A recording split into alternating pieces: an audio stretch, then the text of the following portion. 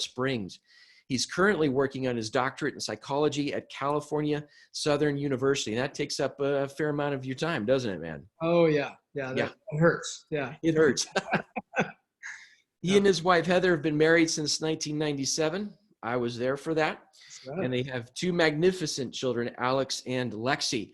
And I want you guys to know, too, that there's a recent video featuring Danny on the Focusing Parenting site. It's called 7 Ways to Parent Effectively During the Coronavirus Outbreak, which dovetails with their 7 traits of effective parenting that Danny and his team have been putting together. And on top of all of that, maybe more important than all of that, Danny's a good friend. And I'm really glad to have you with us tonight, Danny. So Danny, thanks for taking the time to do this with us. Thanks, Phil. That was super long. Yeah, I appreciate that. I appreciate I mean, it's a privilege to be with you, Phil, and getting to talk about the topic of anxiety with families. This is definitely an invitation we weren't expecting. It really is. This is, it strikes me that every single day of this, even though now that we're, depending on what state you're in and the situation you're in, we're kind of on week 3 or so of this, every day brings new challenges. Every day brings the realization that, my goodness, I didn't realize that was going to change. And every day brings the concern, the worry, how long is this going to last? And every day brings the issue of how we are going to live with each other through this. For the most part, stuck inside of our houses with one another. And Danny, as you and I have talked about this, we've talked about how different people deal with this, how different people respond, given their personality, given their kind of, their own personal personality traits, how they're going to react to this. And so, man, I would love to spend some time kind of talking through how different personalities react, how we can pay attention to that with each other and help each other through this. Yeah, what's interesting is this time triggers a couple of vulnerabilities that we all have, regardless of personality. And one is that our brain constantly is wanting to predict what's happening next. Yeah. And there's some big things: school, graduations, even grocery shopping, different things that continually are morphing and changing. And so there's just this lack of being able to predict what's going to happen tomorrow or weeks ahead. And so that creates anxious naturally. The other one is the fact that we have what's called a scarcity mindset. And so marketers actually exploit that. They'll say there's only 1 left or 2 left, and then you want to buy it. It makes you it creates an impulse buy. Yeah. And in this case, we saw a lot of shelves clear out. We've seen things happen. It creates a scarcity mindset. We're going to be without things, and so it creates poor decision making and shopping and spending and things like that. So that's been interesting to see how that has triggered some of the vulnerability that we have. But the fact is, we're all under construction, and the different personality traits come out in our own home. I'm actually next to the guinea pigs here, and then we have dogs, and my niece is staying with us here for a couple of weeks, and the kids are doing homework. Now we're homeschooling for a little while. The homework at our kitchen table here in the house, and I noticed my daughter, she's a talker, and her thought bubbles would just come out, in the middle of working, and she'd process out loud, whereas the other 2 are peacemakers, and they're more in their thoughts, and so their thought bubbles are staying quiet. And they just said, hey, I can't concentrate. And so that's one example of just personality starting to come out. And so she needs to become aware of the way that her talking all the time is affecting other people's concentration level. And the thinker type, so I'm going to talk about 4 different personalities really quickly, Phil, just so everybody can follow what I'm talking about. The first one is the leader type, the one that comes in, dominates, is the one that loves to control, very competitive, just really is able to lead and direct the house, right? You only have room for one of those in a room. And then you have the thinker types. These guys tend to be a little bit more anxious because they're in their thoughts. They're calculating everything. It's black and white. There's rules, there's structure. And right now, a lot of the thinkers, I'm sure, are having a hard time because there's messiness, there's trying to create structures, and then not being able to predict the next day. So the thinker types are very good for the home right now to get it organized and structured, yet there's some anxiety that comes with that. So those are the thinkers. They're in their thought bubbles a lot. And then you have the peacemakers. The peacemakers want to make everyone happy. They want to please everyone. They're wanting more of their space. They're very relationally focused.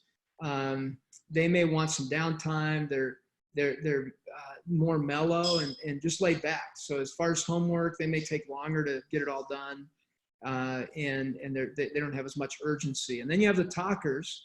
The talkers are the real social types. They want to have to be processing things out loud and talking with everyone and having relationships. So those are the four that are general quadrants. So it's dangerous to say you're one or the other.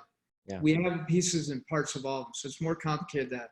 But this is a fun way to begin to talk about the differences family members have. And with this being in close quarters together, the important part about personality is learning what the other people in your home are like, and then figuring out how do we solve this space in between us.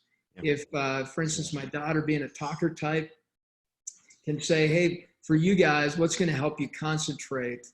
Then that can help with that opportunity to do homework together. And if there's anxiety, the talkers will do it out loud and talk about it. And so people need to realize that's how they process their thoughts. So let's stop and listen to them, and maybe with a little timer. And then with peacemakers, they're quiet in their processing. So you have to draw them out with questions. Hey, so what do you think about this? Or what do you think about that? And then leader types, they want to control. They want to kind of create systems to make things either work, or they want to go serve the community or go out there and make a difference or do something. Write down some of the ideas, listen to what the leaders, the great ideas they're coming up with, because they want to be listened to. And then the thinkers, they want to create also systems for the house, but they want to be given time and space to think and just be in their thoughts for a little while. And they want to make sure that you're listening to them, and they value that quality time as well, that you're sitting down listening. So that was a long answer to you, Phil. So let's throw it back and forth now. Yeah. No, that's phenomenal to help kind of start leading in some categories, some general ideas. Something you said early on is something that's been rolling through my head, thinking through how to process this, how a group of people in a home are going to do this. You use the term self-awareness, and it seems to me that during a time like this, we're going to have to be abundantly self-aware of who we are and how we process. And, the introvert, extrovert, the thinker, all these formats, when there's more margin in our lives, when there's a broader social circle, in my case, when I've got an office I can go to, or a door I can close, or someplace I can go to run an errand, you've got some personal space where you're processing the way that you would normally process. But because of that, you're maybe not necessarily as self-aware as you normally are, that, oh, this is what I need, this is what they need. They've got their space now, so they're processing on their own. Now we're all processing in the same room at the same time in very different ways. And that's going to, that could very easily, because everybody's aware of everyone else's faults, right? But how aware am I of how I'm thinking, how I'm processing? And then that creates kind of a clutch for me. Mm-hmm. That, I need to, okay, you're right, this is what I do. And that's going to be kind of hard for these folks. So I might need to adjust a little bit how I do this, how much I talk, how little I talk, how forward I am, how passive I am. I'm going to have to be a lot more self-aware and look at myself first before I kind of start bringing the hammer down on other people. Yeah, emotions can be contagious, and we want to realize that. There's coronavirus is contagious, but so are emotions in the house, and so very contagious in both ways. So a parent may be contagious to the child, and then right back at them, the child can be contagious to the parent. There's a bi-directional type of influence that we have. So if a child starts to kind of become either anxious or frustrated, and sometimes fear comes out in different ways for kids. Sometimes it comes out misbehavior and things like that. Then the parent starts to get stressed and triggered, and then it just starts to grow from there. What I encourage parents to do is to model good self-care. And so a good simple way to do this is maybe put a sheet of paper up with 5 circles or 6 or 3, whatever you want to give you. Those are your timeouts for the day as a parent. And so you put a menu next to it, and maybe each person has a menu next to theirs and their little circles of timeouts. And you create timeout as a very good and helpful thing as you're self-aware and you're trying to manage you because you spill into other people. And so you go up and do the check mark, and then you do something off your menu and make sure it's feasible. Maybe it's a 5-minute thing because that's what you have. You put a timer and you take a walk outside, take a few deep breaths, enjoy either the snow. The kids did a snowman earlier today and made a snowman. Everybody can sing that if they want, right? But we've had some beautiful days out, going outside, taking some deep breaths, or maybe you have a little longer time. Maybe it's 15 minutes reading a book, or maybe you just need to go to the bathroom and close the door and have some quiet for a moment. But you determine those timeouts so that you re-energize yourself to come back and respond instead of react to the emotions that are happening in your child. Because emotions are just simple signals. They're signals to thoughts that are happening. And so you want to be able to get past the emotions and behaviors and into what's going on in the thoughts. And so there may be some kids that are real quiet or have certain behaviors that make it hard to get into the thoughts. And what you could do is a penny or a nickel, maybe there's a little bit of inflation there, for your thoughts. And you go over and you say, hey, I'd love to really see your thought bubbles. Or you don't even have to use money. You can just have fun with that. But you could say, I want to see your thought bubbles. And you draw them on a piece of paper. And then you fill in each of the different thought bubbles and then talk about each thought bubble one at a time. And you help your child being able to, they can slow down their mind to deal with one thought bubble at a time. And that could calm down some of those emotions, because once one thought comes up, especially a negative one, a new one will pop up off of that. And they just kind of have thought bubble babies all over your mind. And then you have all this multiplication of thought bubble babies. And so you want to help the child be able to realize how they can begin to reframe some of those thoughts and bring some truth and calmness to those so that it can change the theme of the thoughts. Yeah, that's a powerful tool for some self-awareness and then some processing.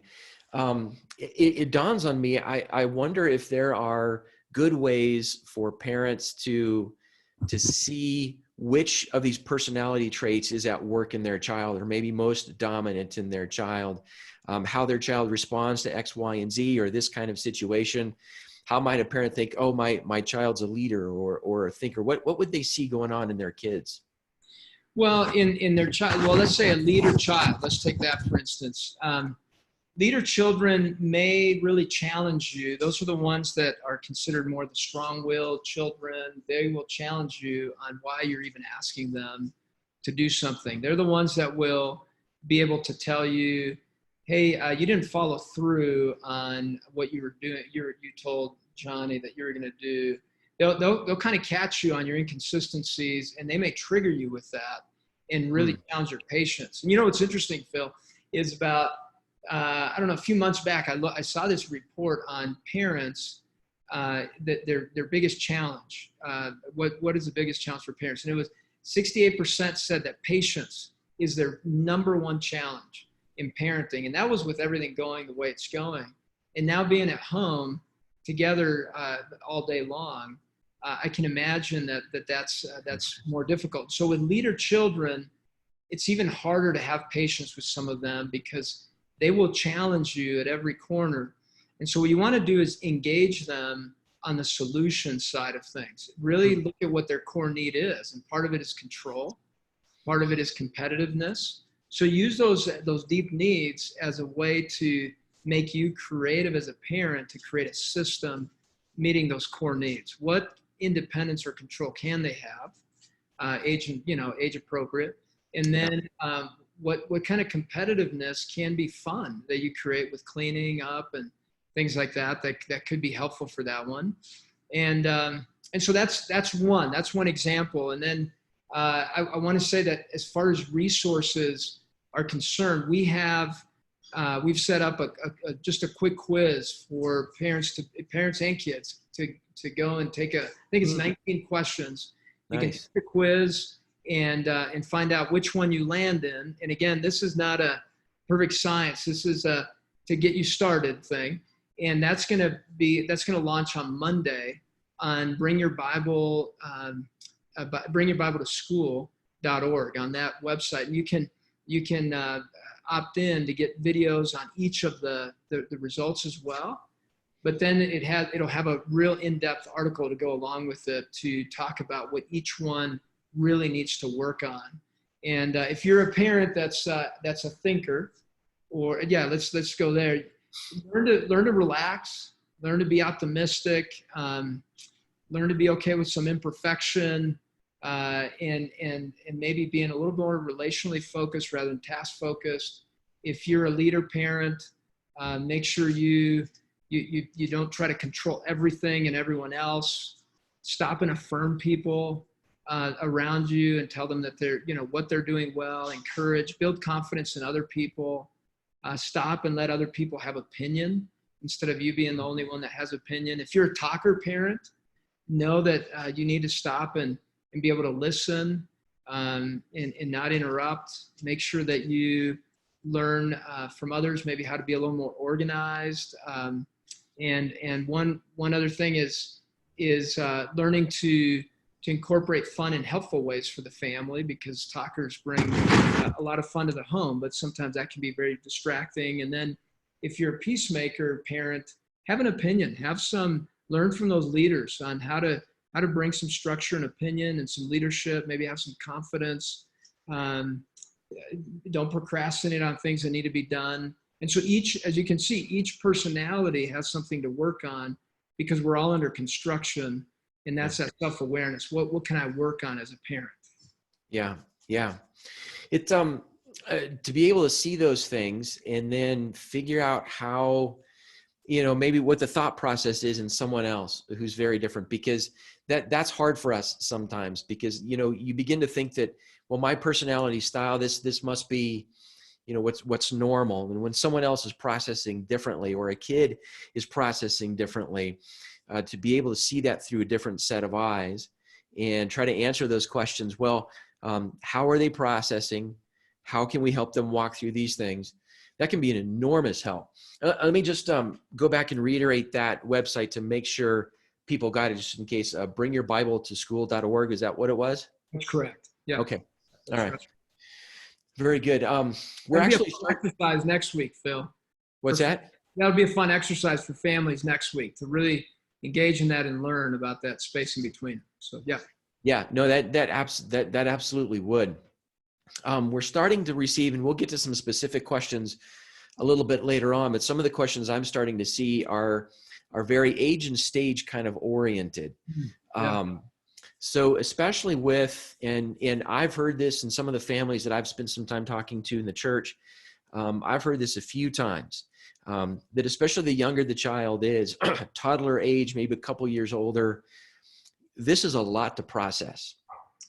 And to have this explained to them without fear, without a lot of anxiety, they're separated from what was normal to them and from their friends. I wonder if you could walk us through a little bit how a young child is trying to process what could feel to them like being some very traumatic events. Mm-hmm. That's great. Yeah, the age and stage makes a big difference on how things are being filtered just by age. And it's the capacity of where our brain is at to capture information, understand it. So for young children, real young, and I'll say toddler and preschool, they're going to feed off of adult emotions. And what's fascinating is kids as young as 18 months are developing empathy. And so that means that they can pick up on the emotions of other people around them. And so you'll see kids start crying when two parents are fighting and arguing. And some parents will say, oh, well, they don't even understand. But they are really, truly pulling off of those emotions that are present in the room. So if you're watching news or you're talking with each other, as parents and you're showing the emotion of anxiety, they may not understand all the words, but they're playing off the emotions, then you're going to see some upsetness and they don't know how to handle it. They don't know how to articulate or understand it. And so you may see extra crying or some regression on potty training or other things that you'll have to really notice and respond to instead of react to, because in that anxiety and in the stress, that's what squeezes poor parenting. And you, as a parent, you need to understand that those emotions that are bubbling up are probably your own coming through your child. And then with school-age children, they want to, so that's the elementary years, they're wanting to know, how does this apply to us? Are we going to have enough toilet paper? Are we going to have enough food? Why don't I get to go to school? And so some parents will go straight into, well, can't you be thinking of other people?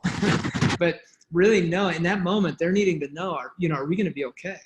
And so you want to run through each of those thought bubbles for those school age kids and say, okay, well, toilet paper. Yes, eventually we'll get there. Let's go look at the toilet paper we do have and give them that reassurance. Okay, close that thought bubble. Yeah. And then you go thought bubble by thought bubble on how this applies to them to make sure you're speaking truth into those thought bubbles that may be festering in there. And as you go in, if there's an anxious child, usually you'll find one or two that say, well, I'm afraid you guys are going to die, or I'm afraid grandma and grandpa are going to die. And so go into that thought bubble, let them talk about it, give them some extra time to talk about how this all applies to their world. Then you go into the preteens and teenagers, and the older they get, the more philosophical they get on the topic, which can be a real rich discussion. The headlines are relentless on the bad that's out there. Yeah. And I'd love to have maybe part of the newspaper be all the positive things that are happening within families or other things to just kind of balance some of that out. But as teenagers are hearing through social media or other places, enter some of those discussions. What would you do if you were called into work as a healthcare worker and you're let's say you're a single parent, and you have kids relying on you, or you're caring for your elderly parent and you're going in as a healthcare worker. There's kind of a dilemma there for you. What would you do? And so help them in developing and talking through their worldview on this topic, and then talking about media that is sensationalized, media that we can trust, media that you just can't trust, and why is that? This is a great time to talk about the vulnerabilities of some of the vulnerabilities that the teen brain has. And some of that is the risk-taking one, where I've heard a lot of teens, and my own kids had said at the beginning of this, well, we're not going to get sick, right? So why do we need to stay home? Why can't we just go to school? It's not going to affect us. It's right. The idea of community, that in this case, we're doing what we can, and it's imperfect as far as the community-wide, and how do we take others into consideration. And for teens, how can they understand the risk-taking brain that they have, where they are less afraid until something happens? And that's actually a good thing, because then it causes them to eventually want to leave home. But so you want to build it and help them know what are safe and good and healthy risks, and then what are unhealthy risks. And those are great conversations. So there are different conversations with different kids. And the teenage one, you'll get pretty deep into the philosophical aspects, the ins and outs. So there'll be long ones, and just know you may disagree on some things. And so enter with patience and really listen carefully, so that you can enter thought bubbles with your teenager in a way that's bridging, instead of just getting into this philosophical match with them. You want to understand their heart during this time. Yeah.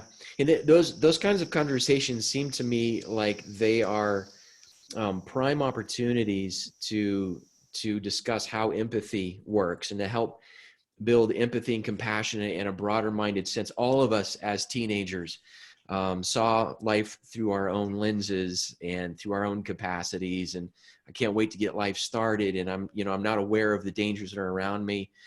But especially in this time, like you said, if maybe I'm not going to catch it, but I might be putting other people at risk. And so there's your compassion conversation. There's an empathy conversation. The virtues that are talked about in Scripture, the fruit of the Spirit these things don't just happen overnight.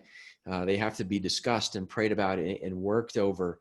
So it seems to me a lot of these conversations can be the way a child would receive it or a teen would receive it, a prime opportunity to begin to talk about and develop some of those virtues that just don't always come natural to us. That's true. There's one of the two words that I'd love to throw out there. Some of my favorites, my kids have used it. Some of the kids in my practice have come in and used these words. So here they are. And I think my kids may have gotten a little tired of them at this point, but it's one's contributor and the other one's consumer. And if you have this idea, if you have a mindset that's more of a consumer of what are the what should I have, this is unfair. You can create anxiety quickly because you're expecting to receive something and you're expecting to get. And in relationships, many times we have this consumer mindset that I'll do something good for you if I get something good in return. But what we're trying to raise in our home here, and also just in homes, Christian homes, is contributors in God's kingdom. And so using that as a starting point with your kids on the fact that what does it look like to be contributors in our home? Because right now we get to practice that. How can we make our home work well? And then how does that translate to eventually contributors in our community, in our schools, in our marriages in the future? How does it translate to contributors in God's kingdom? What has he called us to do? What is he inviting us to do? And you can start from a very early age, that age and stage, and with different personalities on this concept of being a contributor, because that helps with personality differences. If you're a consumer, you're going to expect people to adjust to you. If you're a contributor, you're adjusting to make things work well. At age and stage, at an early age, you can help kids learn to pick up, and you can use that term. Hey, you're a contributor, and they will eventually learn what that truly means, that they're contributing to the health of the home, to God's kingdom, they're builders in the house. And so that can help with the beginning of the conversation so that they get the direction you're wanting to take them as parents. Right.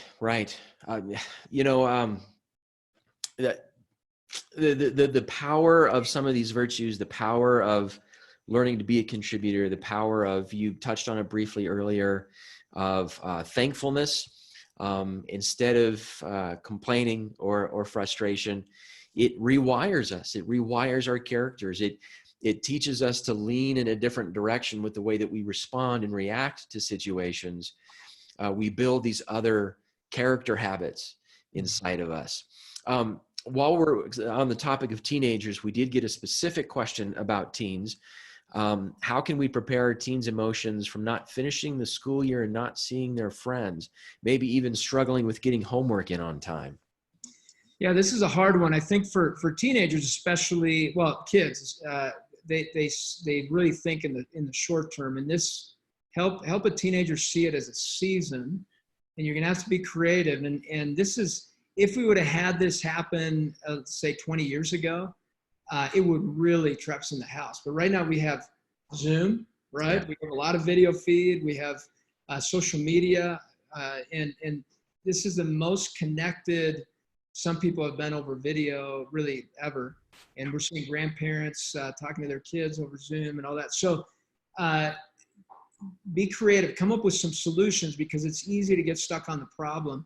I know there are a lot of kids that are missing out on their graduation this year, and college graduation, but I do believe that there's going to be some creativity on the part of schools as they get closer to that, where there may be some smaller celebrations. And as I was talking to Alex about this, my son, because he was thinking, man, this is tough for the seniors.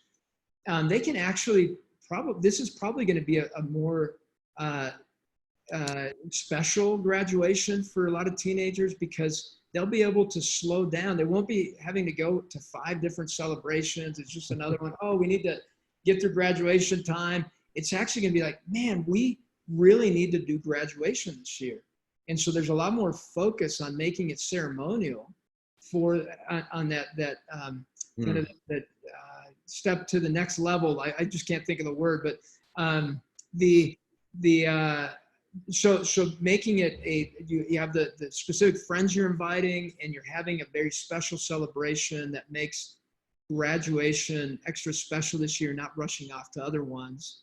And then you're actually enjoying it, slowing down and enjoying it. It's going to be very memorable, really, for a lot of seniors, where things were very different. And in some cases, maybe not having prom was a good thing this year, right? Phil, Right. speaking of sexuality and different things around that, maybe Yeah. this was a good way to really slow down and appreciate some things that there aren't guarantees. And that's a great Mm. lesson to talk through with seniors as they're going into college, or college guys going into the workforce, that we can't go in with guarantees. This creates huge dependence and trust on a Heavenly Father. Is He really real? Um, and this also gives opportunity for the idea of one anothering. How do we encourage one another during this time as seniors? I know some of the kids have got really creative at having Bible studies together. It's created more of a depth between certain friendships. And so for those seniors, I want to encourage them, hey, be creative. You can have fun creating some celebrations of graduation celebrations. And maybe it's this way this time. And then if we can't get together here in May, the way they were traditionally used to, then maybe by August, September, you have the next celebration, right? But you still celebrate either over video or a smaller one there in May, and really make it a special moment that's memorable. And if you want to have that big celebration, you still graduated. It doesn't matter. You can still do it later on, and it may save some families a little bit of money too, right? For a vacation down the road. So yeah, there are some pluses there. And those 2 or 3 weekends in May where friends and family and pastors are going to 3 or 4 graduation parties every single Saturday. Those are fun. It's a lot of work though. But you're right. This is part of what's interesting to me about this season, is that there are things about life right now that feel a little bit more frantic, maybe a little bit more anxiety filled. And then there are other parts of this life where things have slowed down and have pulled back to a micro level, a family level, a neighborhood level, where we're far more accustomed to a much broader social circle. So it pushes us into that creativity on our individual levels. And this technology is great, but there's only so much we can do with this technology. But in a home, in a small group of friends, I think you're right. There could be some really creative things done that way. And maybe even more meaningful, where it's not just, hey, let's get it over with. We're going to go to graduation thing after graduate. We're actually going to make this a ceremony. And I think there can be some creativity from parents and from administrators in schools on how to make it really a special time. And as we adapt to what's happening now and the new normal right now that we have. This is an interesting quote, Phil, that I pulled up. It says, this was by Archibald Hart. It says, people in a hurry never have time for recovery. Their minds have little time to meditate and pray so that problems can be put in perspective. In short, people in our age are showing signs of physiological disintegration because we're living at a pace that is too fast for our bodies. And this has caused us to slow that down. And so there's a good lesson there as seniors and college seniors are going to the next stage. Maybe were things going too fast? How were you deciding what to get involved in and what not? Were there too many activities? Were there too little?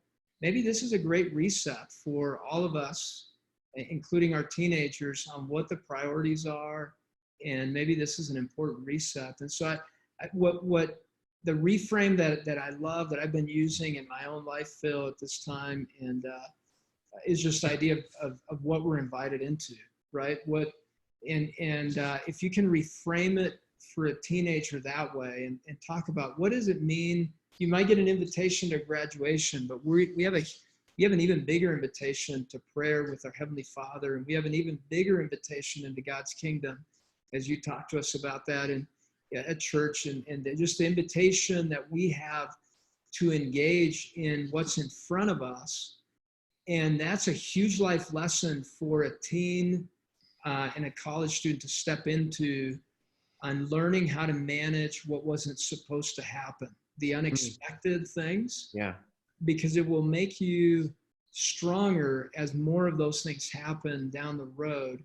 And so if you can reframe it early as, hey, we're invited into moments, and what it requires is us stepping into it with our full mind, but a full trust in the Heavenly Father as a contributor in God's kingdom, because then we trust that rather than a consumer, that this is unfair, it wasn't supposed to be this way, because it'll leave us stuck.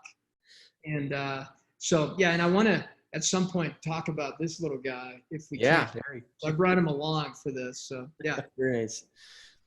but I saw a thought bubble, around you there, Phil. So I want to hear the thought bubble there. You know, I wonder sometimes if families of small kids, and especially teens, feel the constant pressure for their teen to be involved in multiple things constantly, and not just schoolwork, but this after school activity, this sport, this club, that, and all of that has just been cleared from the table right now.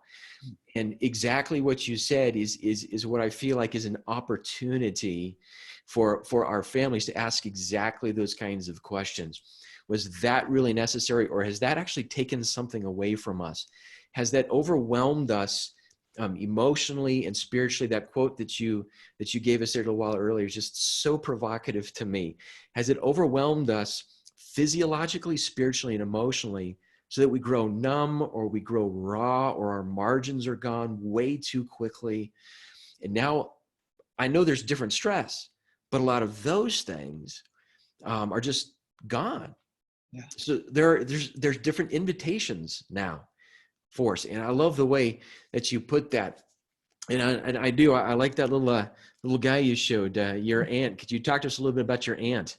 Yeah, when I want to say that in response to what you're saying there, Phil, that emotions are signals to what thoughts we have, right? So we've briefly talked about that. And so keeping that in mind, that emotions are simply signals, they're right. Usually if you're discouraged that you don't have school the rest of the year, or in our case, our son, that for the first time in the school's history, they made it to, and they weren't expected to, they made it to the state basketball finals as a Final Four.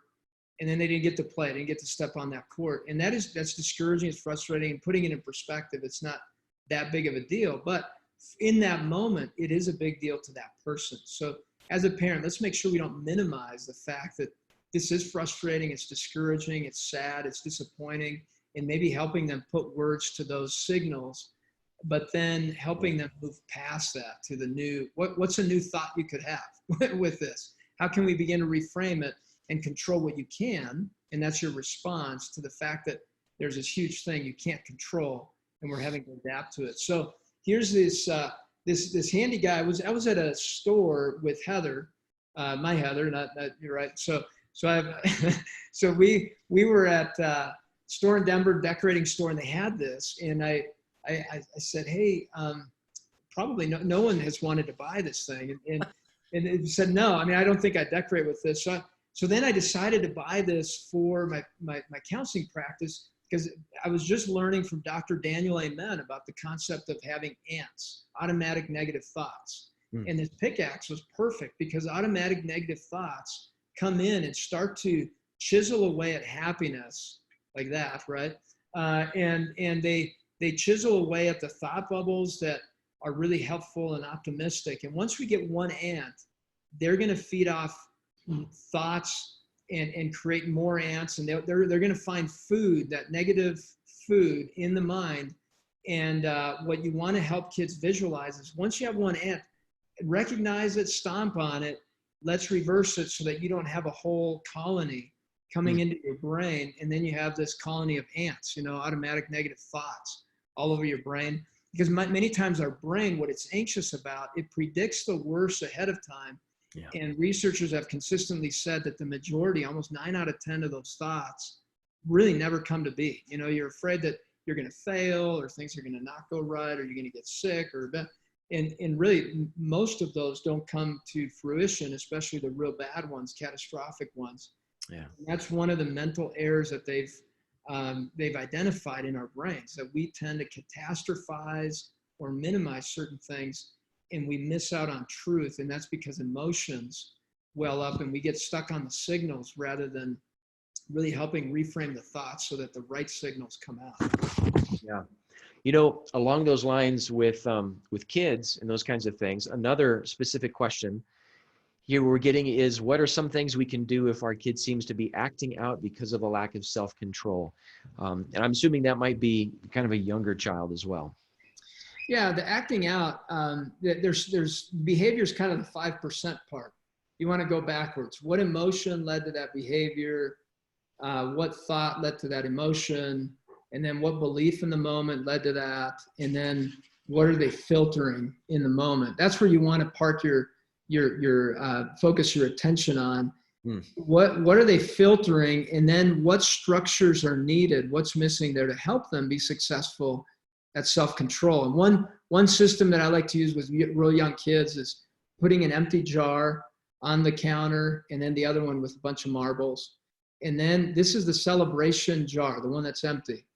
And each time they see somebody have self-control, or they have self-control, or someone notices them having self-control, a marble or multiple marbles go into the empty jar. Once that jar is filled, you do something to celebrate. That's when you guys go, maybe get takeout in this case, or maybe that's when you watch a movie and you camp out as a family. But it's a celebration as a family that self-control is being practiced. But now as parents, we have to realize that technology siphons out self-control. It uses up our dopamine, our neurotransmitter, helps with self-control. And so do other things. You're all throughout the day, you're choosing not to do certain things. And you want to recognize in certain kids, kind of praise them, say, hey, oh, I noticed you decided not to do that. Hey, great job. So you're acknowledging when they are practicing self-control and you're doing the marble thing, because then that creates a little dopamine push in their brain to want to duplicate pleasing you as a parent, that you noticed when they were self-controlled. If you only notice when they're not self-controlled, maybe that's their way to get your attention, because otherwise you're distracted. And so as a parent, kind of watch how you're responding to their behaviors and who they are. Try to get into those thought bubbles. What other things are preventing or siphoning out their self-control? And just realize all of us by nighttime have really depleted our ability to have self-control, which is why it's dangerous as teenagers to be alone late at night. It's why kids start to really melt down later at night.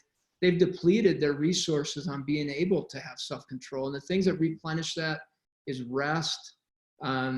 Sometimes it's music that's calming and that you really enjoy, that helps the dopamine go up. Exercise, deep breathing. For some, it may be a bath and just kind of quietness, a sensory drop down. For some, it's going for a run or taking a walk. So incorporating a variety of things that are replenishing of the resources of our body to have self-control. So it's not a super easy answer. There's some complexities there, but as a parent, many times I've seen it that they're reactive. So in the kid, many times a young child is reactive back, a lot of stress starts to build up, and the parent is mainly noticing when they're not self-controlled. And so it just creates this dynamic that it continues to build up throughout the day. And that's an easy cycle to step into. It's an easy cycle for married couples to step into, and to learn how to, like you said, take those steps back and deal with other things and maybe celebrate different things. I think that's very provocative.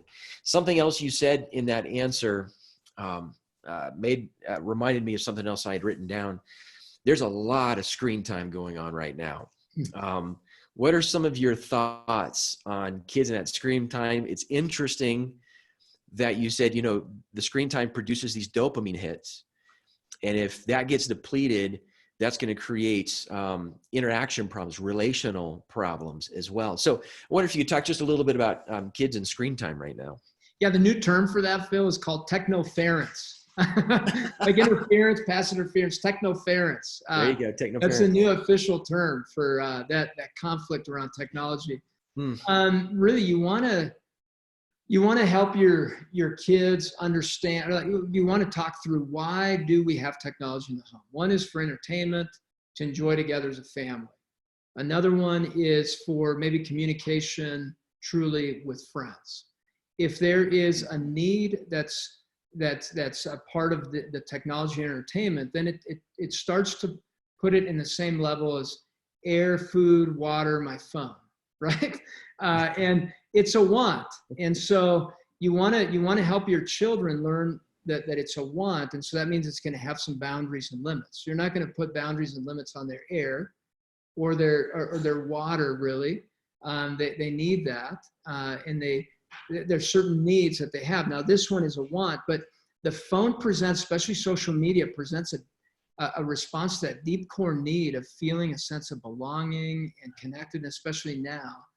And so for some families, and we're going to be trying it on our own here, I mean, it's been imperfect with our own kids of wanting to check it. And it's just our brain wants that. It wants that feedback and responsiveness, creating some good boundaries around it. Maybe it's 50 minutes of schoolwork, and then it's like a passing period. And then you get 5-10 minutes to respond, and then you're back at working on your schoolwork. And then just not being afraid to put boundaries. We're not here to make our kids happy. We're here to help them learn how to manage the various things that are coming at them and demanding their attention, kind of capturing. I love the word capturing. The phone really truly captures attention. And so you want to maintain a freedom in that mind. And so setting up a system that's going to work for you, and those are making the timer your friend, putting the timer, and maybe it's 5 minutes on there, and then they're going to, creating that structure really does lessen the stress in kids. And so creating a structure throughout the day, and then at bedtime, making sure by 8:30, latest 9 o'clock, that they're not getting that shine of the phone. Science over and over again is affirming that wakes the kid up, and then it's hard for them to fall asleep. If they don't get enough sleep, then they have less self-control the next day. So it's a ripple effect with this technology thing. And make sure you have monitoring and security things put in place on the phones and technology if there is an issue there that you want to be preventing. If it's happened before, don't be afraid to do that. And then maybe set up a little contract where it's really laid out on what the main things are. Here are the negotiable rules that we have on the phone. Here are the non-negotiables. And then you make that very clear, and maybe you post that, and it's as simple as that. Here's what we can negotiate. Here's how you negotiate it. Here are the non-negotiables, and this is what you need to follow. If you don't follow it, then you lose the phone privilege for a day. If it happens again, you lose it for a few days. If you do it again, then it looks like you're having a hard time managing this. Yeah. I need to make sure that you're self-controlled on that to be able to trust you. So right. Those things, I mean, it's a complex thing. A lot of parents are facing it. Know that plugged in with Focus, we provide reviews. There's our guinea pigs. They're talking here. They're hungry. Speaking of that, so with the plugged in, we can have movie reviews, or we can help you with movie reviews to let you know what to watch out for there. Video games, music, and YouTube videos now as well, where you're giving them, we're giving you as parents tools and resources to make good decisions in the way that you consume this media that's coming at you. Because right now there's binge watching, and you want to create good habits that you're going to be able to maintain after this is all over. Yeah. Sounds like a lot of deliberate activity, but very important activity for a family. Yeah. We've got a few more minutes left, and I've got two good questions I want to make sure I get to. So let me ask one of these questions here. How can I talk to my kid who's a risk-taker consumer about being careful during this time? The kid is an essential employee and is right now working, which I know can be very worrisome for parents. Yeah, this is, again, the conversation about, and that's a great question, especially it sounds like this is a later teen, maybe early young adult, talking about the respect of other people. That's that contributor mindset. Because as a consumer, you go in and you say, well, it's not going to affect me. If I get sick, no big deal. I'll get past it. It's the idea of stopping the spread and knowing that as a community participant contributor, maybe it's an okay risk for you, but not for someone else. In the way that we can impact people, we're not really disconnected. Having that conversation and knowing that you don't own their behaviors, but you can certainly ask the questions. what do you gain by what is it? What is the deeper need inside of you to show that you're not afraid of this, or that you're not stopped by this? And that's more of a filter thing and a deeper thing in that person, where they may just want to assert that, hey, I don't have to be afraid of anything. Well, that's fantastic. That's true. You don't have to be afraid of this thing, but you do want to think about other people. And I know that deep in your heart, you love that, and you're a loving person. And here are the things. I realize you're a risk taker, and I think that you're a strong person, and you're affirming those deeper needs that he probably has, to help him know that you're proud of him. He's strong. Yes, he doesn't have to be afraid of anything. He's got it, right? But there are people around him that may be more vulnerable health-wise, and they may not have that strength. And so helping go into the deeper core, hey, you're a loving person, and I know deep down you would care if another person got hurt because of you not really caring about that. And that goes into the deeper places with them. Right. That's important stuff. This last question I have on the list here is complicated but important. What about kids who live in two homes right now with two different perspectives during this time? I know even without the coronavirus, that is complicated. Where do you see a family may have flexibility versus hard and strict rules? You mentioned the difference between things that are negotiable versus things that are hard and fast. And kids are going to be walking back and forth between houses where those lists are vastly different. I wonder if you might have some thoughts about that. That's a great question, and a common one during this time. I mean, just in itself right now, these being at home has caused parenting issues, even in our own home, where you have marriage disagreement on different personalities and different ways you set things up. And that creates marriage stress and then parenting stress at the same time. When you have two completely different homes and you have no say in the other home, you want to really hone in on the teaching in your own home. And maybe even with the kids, you draw out, this is your dad's home or your mom's home. This is what you do there, and here's what we're doing here. And then just help your child understand the why behind what you do in your home. It's not just because you want to control or you're going against the other parent. This is why this makes sense. Maybe there's biblical principles that you have on that, but maybe even just drawing a house and saying, this is what we do in our house and this is why. And then from there, what your child gets to do is decide, yeah, this one makes sense. And they may end up asking the other parent, so why do we do this differently than dad's house or mom's house on the other end? And you create that dialogue. And over time, the kids will, they have that deep right or wrong. And one may be easier where there's no boundaries, no limits.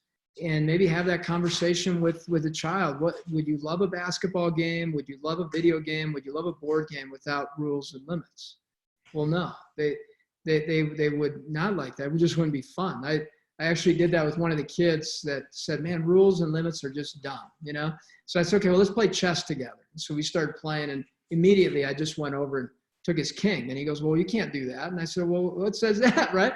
There's no rules here. I can do that. I won. I just won right now. He said, well, that isn't fun. And I said, well, it's exactly right. We need that to create structure in order for things, relationships, homes, society, the universe to go well. Even the universe has its own rules, a set of rules that we're still trying to learn about. And nature itself has its own rules. So we live in a place where we need those rules and boundaries. Even our skin creates boundaries for our body that is necessary for us to live and survive.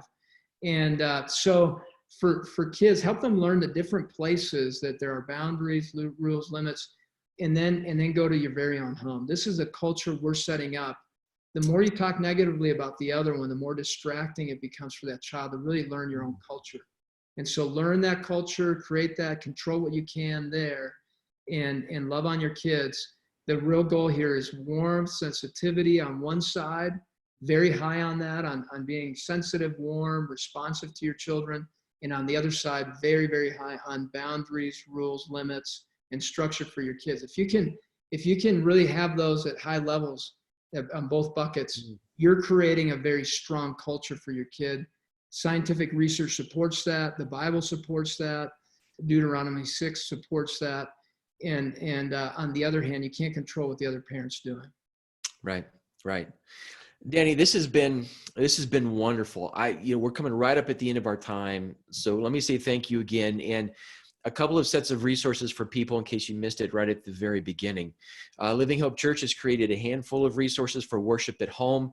You go to our website, lhcco.org. Right at the top, there's a worship at home link that will send you to some of the things that we're producing, and we're helping families learn how to worship at home during this period of time. But then also the focus on the family webpage. Again, right at the very top banner, they have resources for marriage and then for parenting. You go to that parenting link and you're going to find Danny's team and the resources that they're producing, the Plugged In, the Bring Your Bible to School, day.org website is out there with some more resources. I think you said launching on Monday. So we want to thank everybody for joining us today. I want to thank Danny for his time. And I want you guys to know that we're praying for you, we're pulling for you, and hopefully these resources will be a help to you and your family during this time. So thank you for everybody being here, and we're going to go ahead and sign off. Thanks, guys. Thank you.